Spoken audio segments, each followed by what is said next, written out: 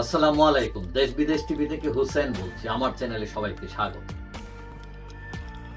সরকার কি আতঙ্কে আছে না নির্ভয়ে কাজ করছে, এটা নিয়ে প্রশ্ন দেখা দিয়েছে। বিশেষ করে এই যে সংখ্যালঘু নির্যাতন একটা ইস্যু উঠেছে, তারপরে ইসকন, তারপরে তাদের যে নেতা চিন্ময় তাকে গ্রেফতার, একজন আইনজীবী হত্যা, এইদিকে ভারত চোখ রাঙাচ্ছে, সবকিছু মিলিয়ে একটা ভয়ানক অবস্থা তৈরি হয়েছে। এবং আওয়ামী লীগ পুরান একটা দল, এরা পুরান প্লেয়ার, দেশে বিদেশে এদের সংগঠন আছে, তারা কিন্তু বসেনি। ওই ভারত তার পক্ষে, ট্রাম্পকে পক্ষে আনার চেষ্টা, বেলজিয়ামে ঘটনা, ইউকে যে অল পার্টি যে গ্রুপ আছে তাদের যে প্রতিবেদন, এই সব কিছু মিলিয়ে আস্তে আস্তে অনেক ঘটনা আওয়ামী লীগের পক্ষেই যাচ্ছে। এখন এতে বেকায়দায় পড়ছে কিনা সরকার, তাদের সাথে ছাত্ররা আছে, কিন্তু ছাত্রদের তো কোনো সংগঠন নেই সেরকম। তো সংগঠন কাদের আছে? বিএনপি জামাত তাদের আছে, কিন্তু এদের অবস্থাটা হচ্ছে এরকম, তারা নিজেদের নিয়ে ব্যস্ত।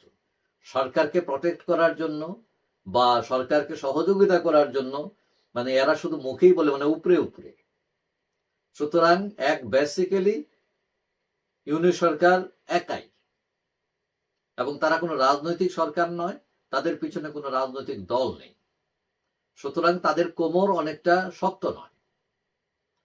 এখন এই যে চলতে ইস্যু সংখ্যালঘু নির্যাতন, তারপর এই যে দ্রব্যমূল্য যে ঊর্ধ্বগতি, এদেশে পুলিশ নাই, সংস্কারের কথা বলছেন, সংস্কারেরও খুব একটা আগাচ্ছে বলে মনে হচ্ছে না, নির্বাচন ইস্যুতে চাপ দিচ্ছে বিরোধী দলগুলো, ভারত চোখ রাঙাইতেছে, এই সব কিছু মিলে তালমাতাল অবস্থা। এখন সরকার তার যে রুটিন ওয়ার্ক আছে সেগুলো করবে না এগুলো সামলাবে? তারপরে আছে আবার ঋণের চাপ, বিদেশ থেকে অনেক ঋণ আনা হয়েছে শেখ হাসিনা সরকারের আমলে, এগুলোর পেমেন্ট দেওয়া লাগে, তার টাকা পয়সা জোগাড় করা। এইদিকে আর্থিক খাতের অবস্থা, বিশেষ করে অনেকগুলো ব্যাংকের অবস্থা খুবই খারাপ, টাকা ছাপিয়ে এটাকে একটা ঠেক দেওয়া হয়েছে। অনেকে বলছেন যে মুদ্রাস্ফীতি বেড়ে যাবে, তখন দ্রব্যমূল্যের দামও আরো বাড়বে। তো সবকিছু মিলিয়ে সরকার বেকায়দায়। তারপর দেশের বাইরে ভারতীয় সরকারি হাই কমিশনার, বাংলাদেশের হাই কমিশনার, সেখানে মানে হামলা হয়েছে। এবং এই সব কিছু মিলিয়ে ইউনূস সরকার ভালোই বেকায়দায় অবস্থায় আছে, মোটামুটি আতঙ্কে আছে। এখন অনেকেই মনে করছেন এই চাপ বেশি হলে আরো তারা হয়তো দ্রুত নির্বাচন দিয়ে সরে যেতে পারে, মানে তোমার কুত্তা তুমি সামলাও, এই রকম অবস্থা হইতে পারে।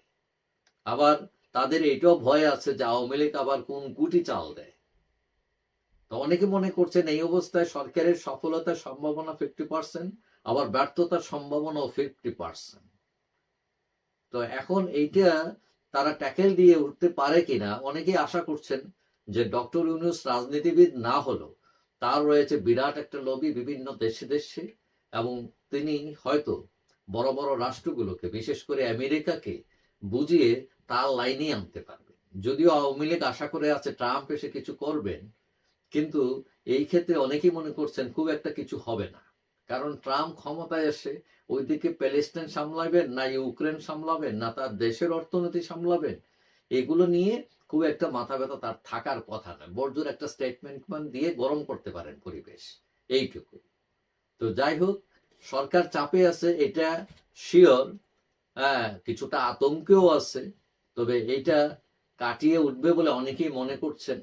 বিশেষ করে ওই যে সংখ্যালঘু নির্যাতনের যে মুভমেন্টটা ছিল, এটা অনেকটাই দুর্বল হয়ে গেছে এখন। কেন হয়েছে? কারণ অনেকেই মনে করেন এইটা ইস্যু বানানো হয়েছে।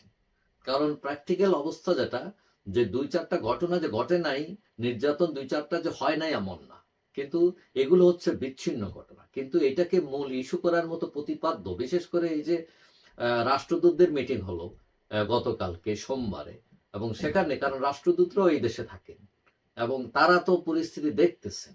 সুতরাং এটা আসলে ঘটছে কিনা না এগুলো একটা কোনো একটা ইস্যু দাঁড় করানো হয়েছে কোনো স্বার্থে, এগুলো তো তারা বুঝেন।